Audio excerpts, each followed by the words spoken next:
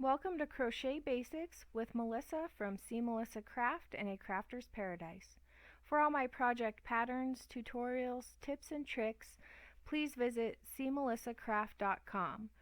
For all my project kits and supplies, please visit acraftersparadise.com. I'm going to show you how to do an invisible starting single crochet for use at the beginning of a round or a row.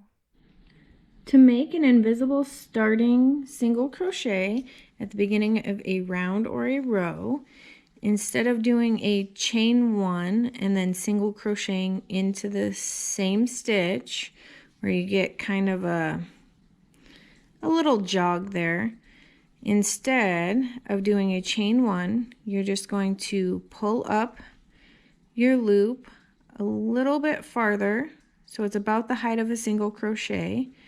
Insert your hook in as you would for a single crochet, pull up a loop, yarn over, and finish your single crochet.